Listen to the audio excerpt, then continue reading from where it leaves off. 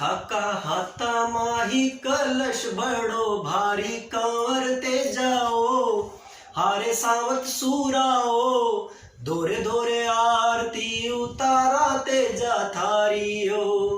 ओ पियो थाने कजुमल जाम्यो कंवरते जाओ, हारे सावत सूराओ, धोरे धोरे आरती उतारा तेजा थारियो। बोलो तेजा जी महाराज की जय।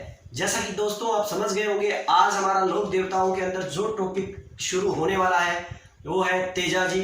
जैसा कि आप जानते हो, तेजा जी राजस्थान के सबसे प्रसिद्ध लोक देवता है दोस्तों। सबसे ज्यादा प्रसिद्ध लोक देवताओं में अगर कोई आता है तो वह तेजा जी है। लेकिन दोस्तों ये पंचपीरों में नहीं आते हैं। वीडियो शुरू करने से पहले मेरी एक छोटी सी अपील आप लोगों से दोस्तों, जिन बच्चों ने मेरे चैनल को सब्सक्राइब नहीं किया है वो मेरे चैनल को सब्सक्राइब कर लें, साथ ही साथ बेल आइकन को भी दबा लें ताकि मेरे आने वाले न्यू वीडियोस के नोटिफिकेशन जो है वो आपको मिलते रहे। तो चलिए दोस्तों शुरू करते हैं तेजा जी।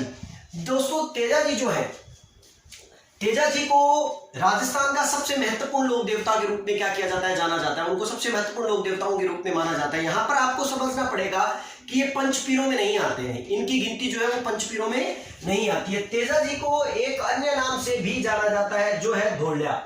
दोस्तों याद रखिएगा, तेजा जी को किसके नाम से जाना जाता है? धोलिया के नाम से भी क्या किया जाता है, जाना जाता है। इसका एक रीजन है दोस्तों, क्योंकि जाट राजवंश के अंदर या जाटों की खापों के अंदर धोलिया नाम की एक क्या है, खाप है, और इसी वंश में तेजा जी का क्या हुआ था, जन्म हुआ था। इसीलिए तेजा जी को एक अन्य नाम जो है वो किसके नाम से जाना गया है, धोलिया के नाम से क्या किया गया, जाना गया है। दोस्तों तेजा जी जो है, तेजा जी की मुख्य बात क्या है, इनके जन्म को लेकर बात करते हैं।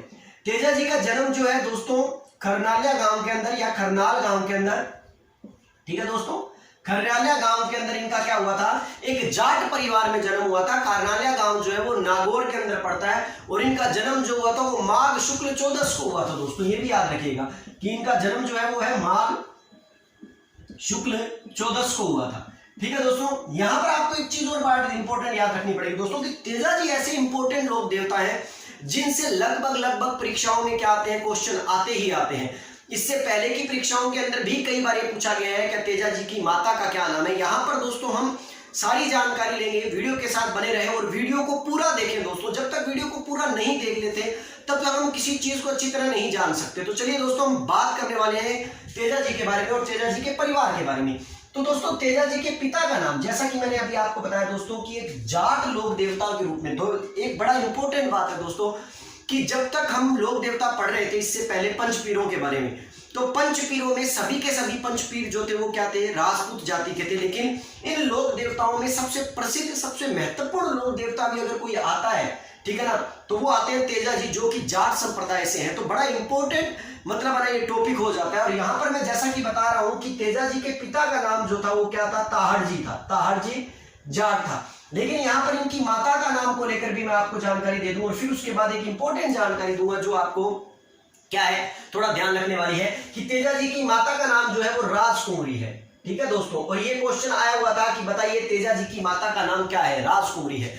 दोस्तों मैं जो बताने की बात कोशिश कर रहा हूं वो कोशिश ये है कि हमारे पास राजस्थानी जो भाषा है, राजस्थानी जो लहजा है, उसके अंतर्गत क्या है, राजस्थान के अंदर लच्छीराम जी की एक ख्याल है। उस ख्याल के अनुसार ऐसा कहा जाता है कि ताहड़ जी और राजकुमारी जी दोनों को, जो तेजा जी के माता पिता थे, उन दोनों की मृत्यु जो थी वो सर्पदंश से हो गई थी। और इसी रीजन से क्या हुआ था, जब इनकी सर्पदंश से मृत्यु हो गई थी तो तेजा जी का क्या था कि लालन पालन जो था उसकी ताई जी ने और उसके ताया जी ने किया था। ठीक है दोस्तों, तो याद रखिएगा उसके ताया जी ने और उसकी ताई जी ने उनका क्या किया था, लालन पालन किया था। या ताऊ जी ने उनका, ताया जी नहीं बोल सकते तो आप यहाँ ताऊ जी लिख सकते हो दोस्तों कि उनके ताऊ जी ने क्या किया था, उनका लालन पालन किया था। तो यहाँ पर यह भी याद रखिएगा कि उनके ताऊ जी का नाम जो है वो बख्शो जी था और उनकी ताई जी का नाम जो था वो सुगना था। तो इसलिए याद रखिएगा दोस्तों, इनकी ताई जी का नाम जो था वो क्या था, सुगना, और ताऊ जी का नाम जो था वो क्या था,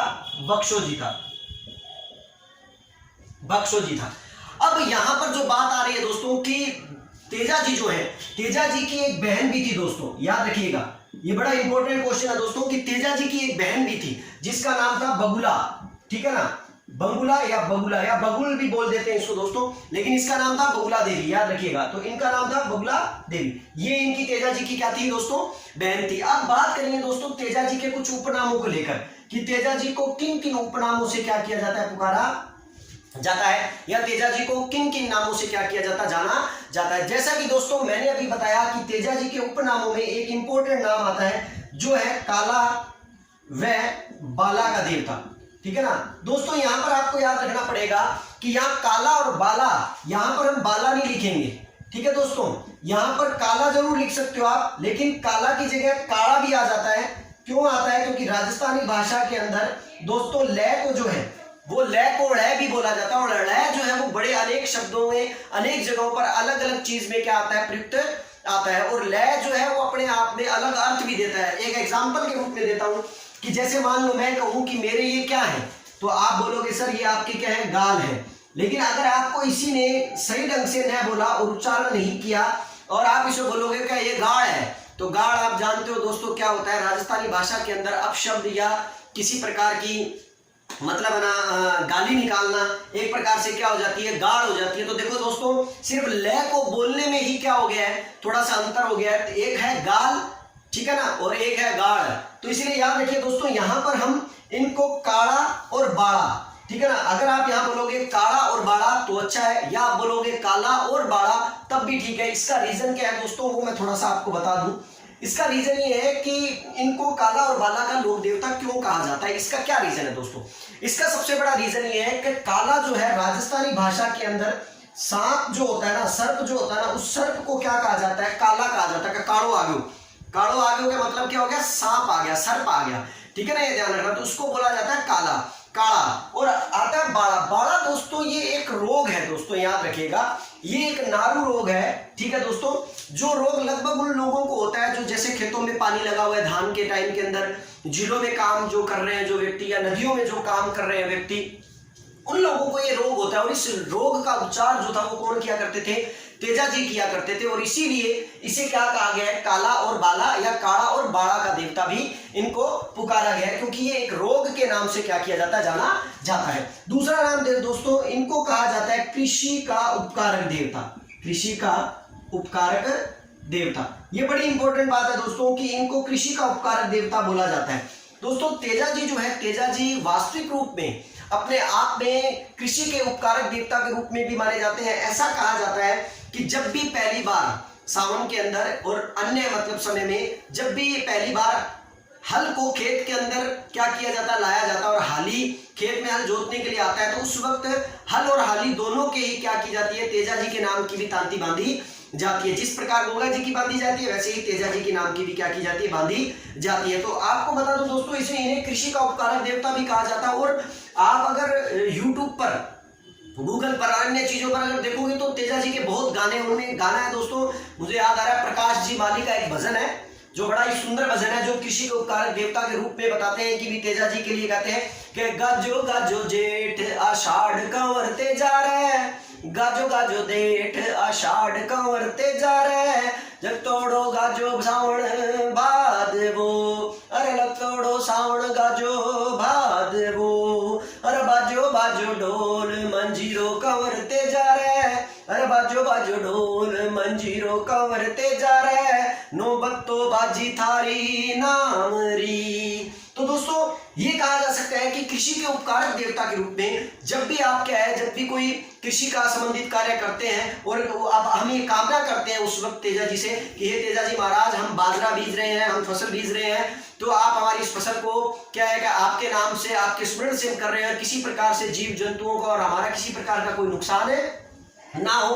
तो ये एक बड़ा इंपॉर्टेंट नाम जो है वो उनका क्या है, मतलब है ना, उपनामों के अंतर्गत तेजा जी का आ जाता है। तो दोस्तों ये थे तेजा जी के कुछ नाम, जिनमें धोड़िया, काला और बाला का देवता, कृषि का उपकारक देवता, और साथ ही साथ इनका एक और उपनाम आता है और वो आता है सर्पों के देवता या नागों के देवता, ठीक है ना, सर्पों के देवता। ठीक है दोस्तों, अब आप समझोगे सर सर्प और नाग दो अलग अलग चीजें, ये बात मैं आपको गोगा जी के मतलब टाइम के अंदर बता चुका हूं दोस्तों, ठीक है ना। गोगा जी का जो वीडियो मैंने डाला था उस वीडियो में मैं ये पूरी जानकारी दे चुका हूं, इसलिए आप थोड़ा सा उस चीज को देख लीजिएगा ताकि आपको इस चीज का पूरा अंतर क्या हो जाए, मालूम है हो जाए। और जो मैं आपको बता रहा हूं कि सर्पों के देवता, क्योंकि दोस्तों मैंने अभी आपको बताया था कि इनके द्वारा भी क्या होता है, जब राजस्थान में कोई सांप या नाग किसी मतलब ना व्यक्ति को काट लेता है तो इनके द्वारा भी इनके नाम की तांती भी क्या की जाती है, उनको बांधी जाती है और इनके नाम की जो क्या है, नाम से क्या है उसका इलाज किया जाता है। इसीलिए इनको सर्पों और नागों के देवता भी बोला गया, जिस तरह गोगा जी को भी बोला गया।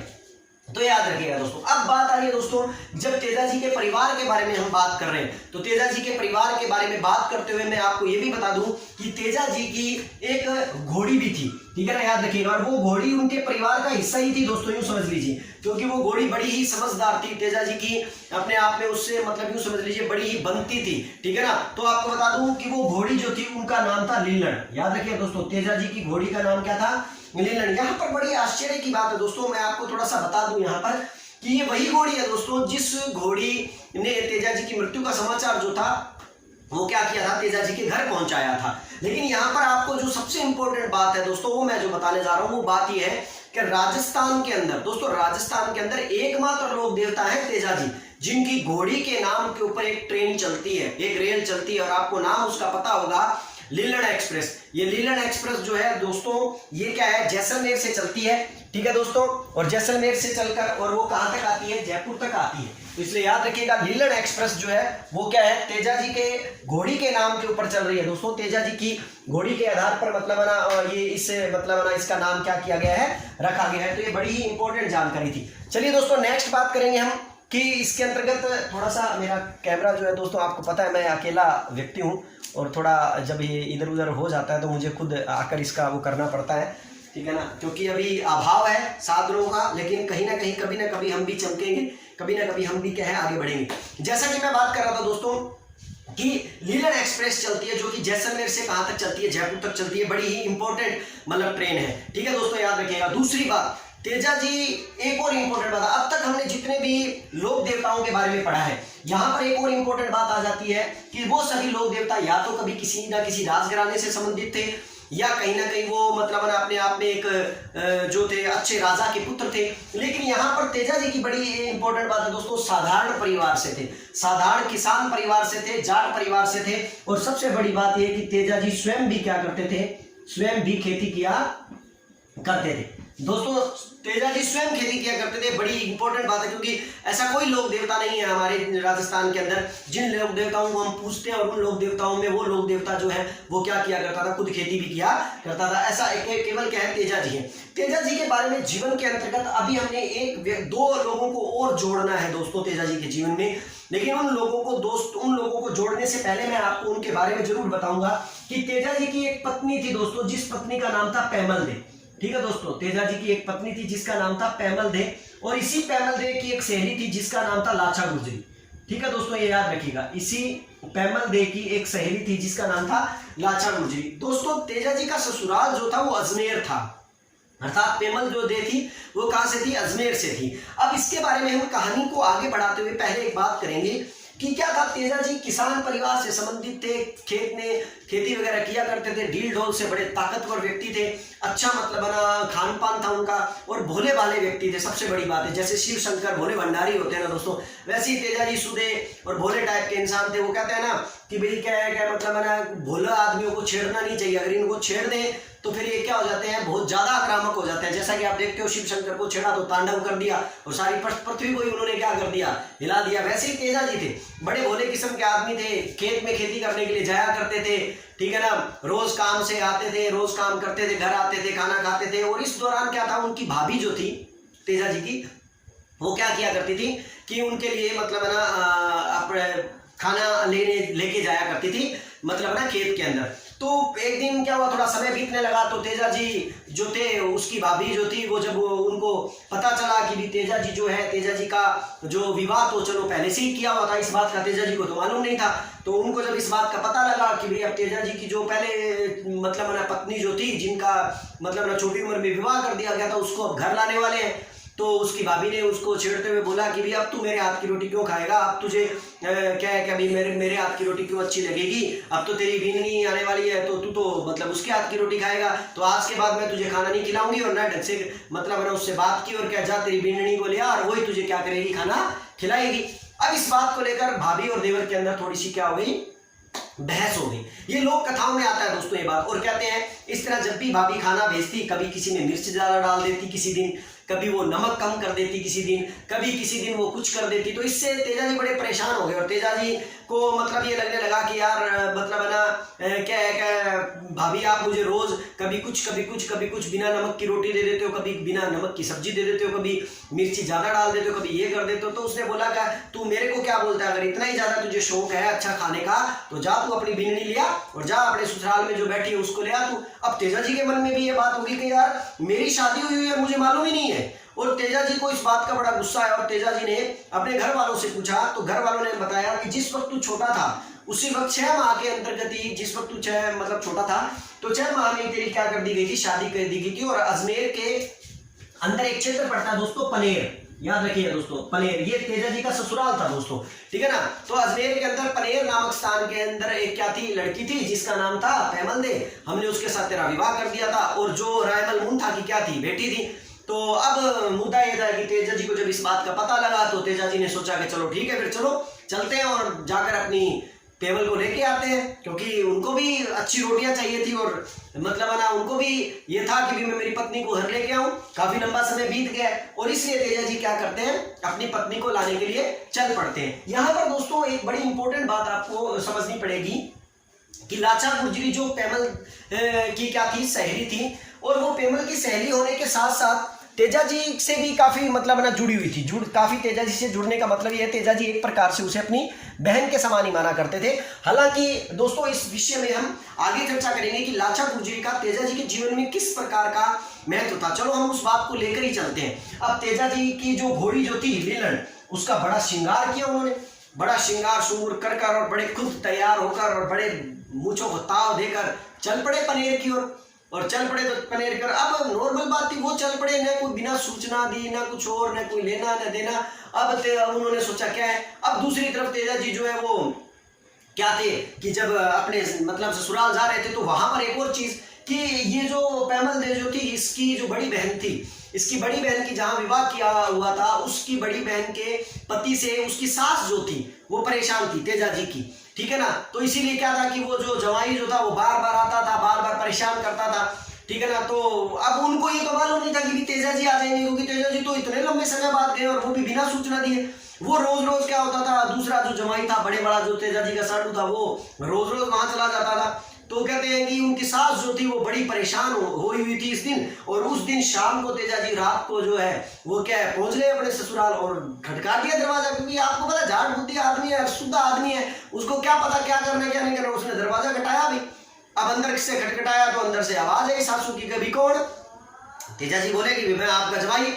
अब सास ने सोचा कि ये तो उसी वही जवाई आ गया, क्योंकि तेजा जी का तो पता नहीं था कि वो आने वाले हैं, और इतने लंबे समय से कोई ये थोड़ी है कि कोई कह के आएगा, बता के आएगा, कोई लेने आएगा, तो सब कुछ बातें मतलब होंगी उनके बीच में। अब यहाँ पर क्या है, क्या मतलब है ना, उनके जो सास जो थी उनके मन में ये हो गया कि वो बड़े बड़ा जवाई आ गया होगा फिर तंग करने के लिए, और उनके मन से उनके मुंह से अनायास ये बात निकल गई कि तू रोज रोज परेशान करने के लिए आ जाता है मेरे से, कर्म जले तुझे, जा काला नाग डस जाए।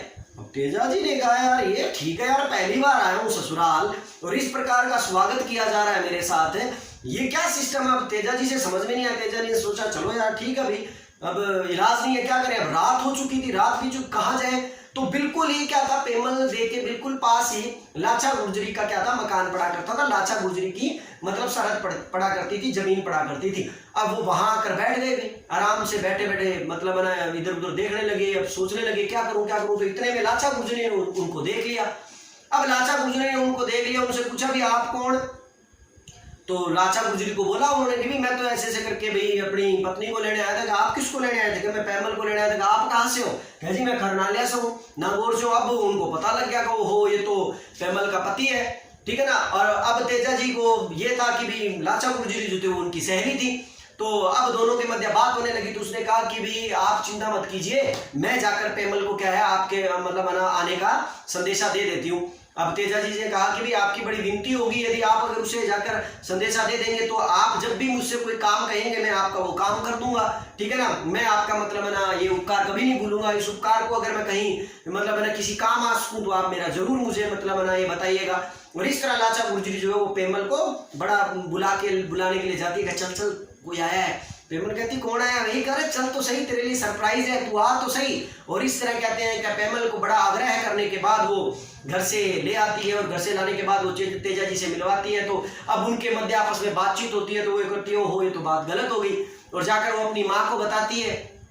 तो माँ कहती है कि अरे यार छोटा जवाई साहब आए हैं तो उनको तो बुला के लाओ, घर ला तू, लेकिन अब आपको पता है जाट 16 दुनिया 8, ठीक है ना, भोला आदमी, और छेड़ दिया भोले भंडारी को, तेजा जी को। तो तेजा जी ने तो स्पष्ट कह दिया देखो भाई जहां मेरा एक बार अपमान हो गया ना, मैं वापिस वहां नहीं जाऊंगा, ठीक है ना, अब चाहे कुछ भी हो जाए, और आज तो बिल्कुल भी नहीं जाऊंगा, आज रात चाहे मुझे यहाँ इसका बियाबान ढाणी में निकालनी पड़ जाए, खेतों में निकालनी पड़ जाए, लेकिन मैं वहां नहीं जाऊंगा। और इस तरह उन्होंने वो पूरी रात जो थी वो लाचा गुर्जरी के यहाँ ढाणी में निकालने का निश्चय कर लिया, खेत में निकालने का निश्चय कर लिया। अब देखो दोस्तों संजोग क्या होता है, संजोग ये होता है कि उसी रात जो थी क्या है कि लाचा गुर्जरी के ढाणी के ऊपर, उनके खेतों के ऊपर जो गायें बंधी हुई थी, उस गायों को मेर जाति के मीणा लोग अपहरण कर क्या हो जाते हैं, लेकर चले जाते हैं। अब अपहरण कर लेकर जाने लगते हैं और मतलब वो निकल पड़ते हैं। तो लाचा गुर्जरी भागी भागी आती है और तेजा जी को बोलती है कि मतलब है ना तेजा जी आप बैठे हो, बलवान बलिष्ठ आदमी हो, और आप जो क्या आप मेरी गायों की रक्षा कीजिए और आप जाकर उनको बचाइए, और आप क्या है क्या मतलब है ना इस तरह आप मेरे उपकार का बदला पूरा कर सकते हैं। तेजा जी ने वचन दिया होता है यार, ठीक है ना, वचन दिया हुआ तो क्या है मतलब है ना उसको पूरा तो करना ही करना है। तो तेजा जी ने क्या है अपने वचन को पूरा करने के लिए उठाया भाला और चल पड़े लीलन पर और गायों को छुड़ाने के लिए। और कहते हैं दोस्तों वो पहुंच गए, उनका पीछा करते करते अजमेर के अंदर एक मंडावरिया गांव पड़ता है दोस्तों, मंडावरिया नामक एक गांव पड़ता है। इसे मैं थोड़ा साफ कर देता हूँ ताकि मैं कुछ लिख पाऊँ दोस्तों, ठीक है ना। अजमेर के अंदर एक मंडावरिया नामक गाँव पड़ता है दोस्तों, वहां पहुंच गए भी वो, और वहां पहुंचकर उन्होंने उन आक्रमणकारियों से क्या है मतलब ना गायों की रक्षा कर ली। लेकिन इस दौरान एक छोटी सी वारदात हो जाती है दोस्तों। जब गायों के मेर जाति के मेढ़ाओं का पीछा कर रहे थे दोस्तों, तो पीछा करते हुए क्या हुआ कि जब वो रास्ते से जा रहे थे तो उन्होंने देखा कि एक जगह आग जल रही थी, और उस आग के अंदर एक सांप जो था वो बड़ा ऐसे मतलब ना जा रहा था। तो उस आग के अंदर वो सांप गिर गया था। तो तेजा जी ने अपना भाला लिया और अपने भाले से तेजा जी ने उस नाग को जो है वो क्या कर दिया मतलब है ना आग से निकाल दिया कि ये कहीं जल ना जाए, कहीं मर ना जाए। लेकिन वो नाग जो था दोस्तों वो तो इच्छाधारी नाग था, और इच्छाधारी नाग ने तेजा जी को बोला अरे यार मैं तो इच्छाधारी नाग था और मैं मेरे जीवन में इच्छा मृत्यु को प्राप्त होने जा रहा था, जबकि तूने मुझे बचा लिया। अब तूने मुझे बचा लिया तो अब नियम तो ये कहता है कि मैं जिस बचाने वाले को जब तक डस ना लूं तब तक मुझे मुक्ति प्राप्त नहीं होगी। इसलिए इनको सांपों और नागों के मुक्तिदाता के रूप में जाना जाता है दोस्तों। कई बार आप ये नाम पढ़ोगे कि नागों या सांपों का मुक्तिदाता कौन है, तेजा जी है। इनको क्यों कहा जाता है, इसीलिए क्योंकि उन्होंने कहा मुझे तो मुक्ति मिलेगी नहीं, अब मुझे मुक्ति तभी मिलेगी जब मैं तुझे क्या कर लूंगा, डस लूंगा। तेजा जी तो फंस गए। उन्होंने कहा जी महाराज मैं मेरी बहन को वचन दे के आया हूँ लाचा गुर्जरी को कि लाचा गुर्जरी भाई मैं जो है वो तेरी गायों की रक्षा करने के लिए जा रहा हूँ, तो मैं तेरी गायें बचा कर लाऊंगा। तो नाग ने कहा कोई दिक्कत नहीं, जब तूने उसको वचन दिया तो मुझे भी वचन दे दे, तू जब उस वचन का पालन कर रहा तो मुझे भी वचन दे दे कि तू गायों की रक्षा करने के बाद तू मेरे पास आ जाएगा और अपने वचन को पूरा करवाएगा और मैं ढस लूंगा तुझे। तेजा जी ने कहा चलो ठीक है भैया, दे दिया तो दे दिया, इलाज क्या है तो चलो ठीक है। और इस तरह वो नागों से कुछ शक्तियां लेकर और गायों की रक्षा के लिए चल पड़ते हैं, और वहां से मेर जाति के मेढ़ाओं से युद्ध लड़ते हुए लहू लुहान हो जाते हैं। और मतलब लेकिन उसके बावजूद भी वो क्या करते हैं, गायों की रक्षा कर लाते हैं और गायों के मुक्तिदाता के रूप में भी जाने जाते हैं। और इस तरह वो क्या करते हैं, गायों को लाचा गुर्जरी को देने के बाद वापिस कहाँ आ जाते हैं, नाग के पास आ जाते हैं अपने वचन को पूरा करने के लिए।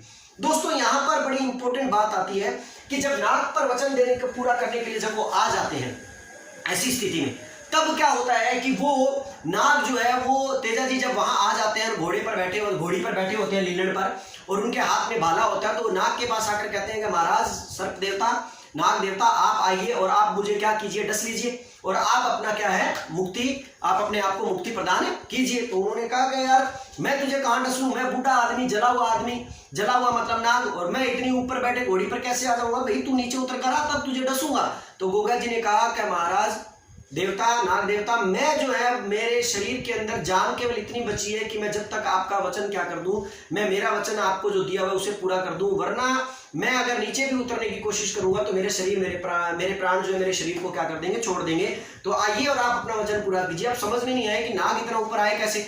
तो तेजा जी के हाथ में जो भाला था उन्होंने वो भाला जो है वो जमीन पर लगा दिया और वो भाला जो है उस जो नाग जो है उस भाले के ऊपर से रेंगता हुआ और तेजा जी के हाथ से उभराकर उन्होंने गले के अंदर क्या कर लिया, मतलब है ना इस प्रकार, मतलब अपनी आंटी मार ली, इस प्रकार मतलब वो गले के ऊपर आ गए। ठीक है, अब मुद्दा ये था कि नाग को बोला कि महाराज अब आप अपना वचन पूरा कीजिए और आप मुझे डस लीजिए। लेकिन नाग ने जब तेजा जी को देखा तो तेजा जी को देखकर नाग ने कहा कि भी मैं तुझे कहां डसूं, तेरी सारी जगह पे तो क्या है, कटापटा है, तू लड़ाई के अंदर इतना ज्यादा लहूलुहान हो गया कि कोई ऐसी जगह ही नहीं है जहां पर क्या कट नहीं है या जहां पर क्या खून नहीं है, जो बिल्कुल स्वच्छ है, साफ है, और मैं ऐसी जगह ही डसूंगा जहां स्वच्छ और साफ जगह हो। अब तेजा जी ने कहा अब क्या करें, तो यहां तेजा जी ने नाग को बोला कि हे नाग देवता, आप चिंता मत कीजिए, यदि मैंने वचन दिया है तो मैं इस वचन को पूरा करूंगा, और इस वचन को पूरा करने के लिए मैं आपको एक ऐसी जगह दूंगा जहां कोई कट नहीं है और जहां पर खून का कोई भी क्या नहीं है, मतलब ना निशान नहीं है। और इस तरह उन्होंने तेजा जी ने नाग के आगे अपनी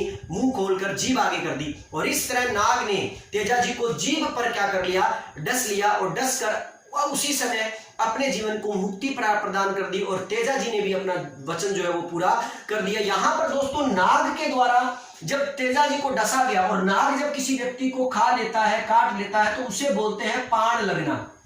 ठीक है दोस्तों, याद रखना, उसे क्या बोलते हैं, पाण लगना। तो यहां पर आप जब तेजा जी के भजन सुनते हो, तेजा जी की मतलब है ना स्तुतियां सुनते हो, उनके तेजा टेर के बारे में जानते हो, तो उनमें आपको पाण लगना नामक, पाण शब्द मतलब आपको सुनाई देता है। तो हमें समझ में नहीं आता ये पाण क्या है।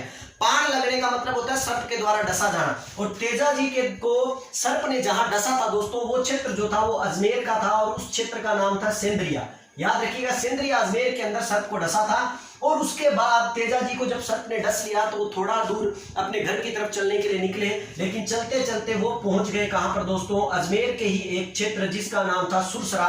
और कहते हैं कि यहीं पर तेजा जी की मृत्यु हो गई, तेजा जी पंच तत्वों में लीन हो गए, और तेजा जी जो है वो इस तरह क्या है, इस मतलब अपने ना वचन को पूरा करते हुए क्या हो गए थे, वीरगति को, वीरगति तो नहीं कह सकते, तो आप ये कह सकते हो कि उनको पंच तत्वों में वो क्या हो गए थे, लीन हो गए थे अजमेर के अंदर। और इसीलिए तेजा जी का मुख्य मंदिर जो है दोस्तों वो कहां पर है, सुरसरा में है। ये याद रखिएगा कि तेजा जी का मुख्य मंदिर जो है वो दोस्तों कहां पर है, सुरसरा अजमेर के अंदर है। ठीक है दोस्तों, अब तेजा जी यहाँ पर दोस्तों एक थोड़ा सा गाना सुनाता हूं मैं आपको, जिससे आपको पता लग जाएगा जो बात मैं आपको बताने वाला हूं, कि तेजा जी ने अपना वचन जो है वो पूरा कर दिया था। ठीक है, और साथ ही साथ क्या हो गए थे, तेजा जी मृत्यु को प्राप्त भी हो गए थे। लेकिन यहां पर दोस्तों बड़ी इंपॉर्टेंट बात आती है कि तेजा जी जो है, तेजा जी को की मृत्यु का समाचार जो था वो क्या था, लीलण एक बार, लीलण जो उनकी घोड़ी जो थी वो है ना मृत्यु का समाचार लेकर कहां गई थी, मतलब है ना तेजा जी के घर पर गई थी। और घर पर जाने के बाद तेजा जी के मतलब है ना मृत्यु का समाचार जो है वो लीलण ने ही सुनाया था, लीलण ने ही बोला था कि उसमें एक मतलब है ना कुछ एक मारवाड़ी गाना आता है दोस्तों, सुरसरा सुचाली लीलण आज टपा टप आंसू पड़े, अरे सुरसरा सुचाली लीलण आज टपा टप आंसू पड़े, थाने मावड़ली बुझे लीलण बात बताए मारो तेजल कट है। ठीक है, मेरा कहने का मतलब ये दोस्तों कि सुरसरा से लीलण चली और चलती गई, और लेकिन उसकी आंखों से अभी भी क्या हो रहे थे, टप टप टप टप आंसू गिर रहे थे। क्यों? क्योंकि जब वो सांप को डसा और तेजा जी मृत्यु को प्राप्त हो गए तो वो उसके मतलब है ना पीठ से नीचे गिर गए थे। अब सुरसरा के अंदर लीलण को समझ भी नहीं आया मैं क्या करूं, और फिर वो दौड़ी अपने मतलब ना क्या है कि इस घर तेजा जी के घर उस समाचार को देने के लिए। तब ये कहते हैं कि वहां जाकर वो पूछते हैं कि थाने मावड़ली बुझे लीलण बात बताए मारो तेजल कटाए। तो ऐसे समय में लीलण जो है वो बोलती हुई बताती है कि माड़ तेजा जी ने डस्यो कालो नाग, ओ माड़ तेजा जी ने डस्यो कालो नाग, रोवे लीलण झुरझुर कर। कहने का मतलब है दोस्तों कि लीलण भी उनके परिवार का एक तरह से क्या थी, हिस्सा थी। और इस तरह लीलण ने जाकर तेजा जी की मृत्यु का समाचार जो है वो दिया। और जब इस बात का समाचार उनकी पत्नी किसको पता लग गया, पैमल को पता लग गया, पैमल दे को पता लग गया, और पैमल दे उसी समय क्या है क्या मतलब है ना तेजा जी को देखने के लिए चल पड़ी। और जब उनको इस बात का पता लगा और उनसे उनकी मुलाकात हो गई तो दोस्तों बड़ी इंपॉर्टेंट बात है कि यहाँ पर पैमल जो है वो तेजा जी के साथ ही क्या हो गई, सती हो जाती है। ये बड़ी ही इंपॉर्टेंट चीज है दोस्तों। यहाँ पर क्वेश्चन आ जाता है कि बताइए लोक देवताओं में तेजा जी की लोक देवता की पत्नी जो है वो जो उनके साथ सती हुई थी उसका क्या नाम है? तो आप क्या बोलोगे दोस्तों? पैमल दे जो है वो तेजा जी के साथ क्या हो गई थी, सती हो जाती है। दोस्तों तेजा जी का पुजारी जो है, याद रखिएगा तेजा जी का जो भोपा जो है, तेजा जी का जो पुजारी है, उनके मंदिर के अंदर जो तेजा जी का पुजारी होता है दोस्तों, वो किस जाति का होता है? माली जाति का होता है दोस्तों, माली जाति का होता है। और इसी पुजारी को, तेजा जी के इसी पुजारी को याद रखिएगा क्या कहते हैं? घोड़ला। ठीक है दोस्तों, घोड़ेला नहीं है, घोड़ेला एक कास्ट है दोस्तों, लेकिन याद रखिएगा इसी पुजारी को क्या कहा जाता है? घोड़ला कहा जाता है। और तेजा जी याद रखिएगा आराध्य देवता किन किन जातियों के हैं दोस्तों? एक तो मैंने आपको बता ही दिया कि तेजा जी किन के आराध्य देवता हैं? जाटों के आराध्य देवता। और सबसे बड़ी इंपॉर्टेंट बात, तेजा जी जो है वो सहरिया जनजाति के भी आराध्य देवता है। सहरिया जनजाति भी अगर लोक देवताओं में किसी पूछती है तो वो किसको पूछती है? तेजा जी को पूछती है। और इसीलिए मैंने आपको शुरू में बताया था दोस्तों, तेजा जी वो लोक देवता है जो राजस्थान में सबसे ज्यादा प्रसिद्ध है। अगर क्वेश्चन ये आता है कि राजस्थान में सबसे ज्यादा लोक देवताओं में कौन प्रसिद्ध है, तो पंचपीरों में रामदेव जी है। और देवताओं में सबसे प्रसिद्ध अगर कोई देवता है, लोक देवता है, तो वो कौन है?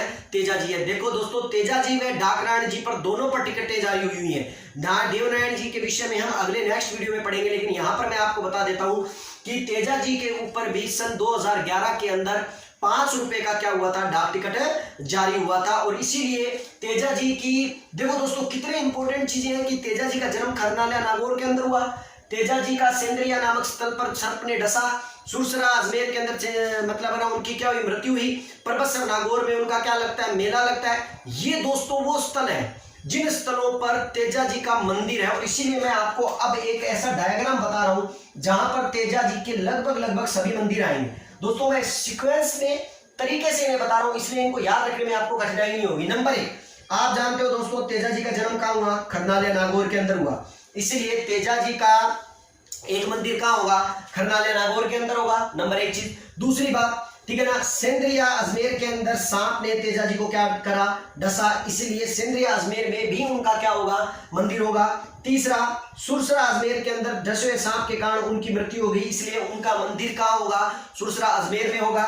उसके बाद आता है परबतसर नागौर। दोस्तों आप जानते हो परबतसर नागौर जो है, ठीक है ना, जहां पर तेजा जी का सबसे बड़ा मेला लगता है, ठीक है ना, पशु मेला लगता है, जो राजस्थान के अंतर्गत, ठीक है ना, आय की दृष्टि से राजस्थान सरकार को सबसे अधिक क्या करता है? आय प्रदान करता है परबतसर नागौर के अंदर। तो इसका मतलब उनका वहां भी एक बड़ा मंदिर है, बड़ा सुंदर मतलब ना क्षेत्र है।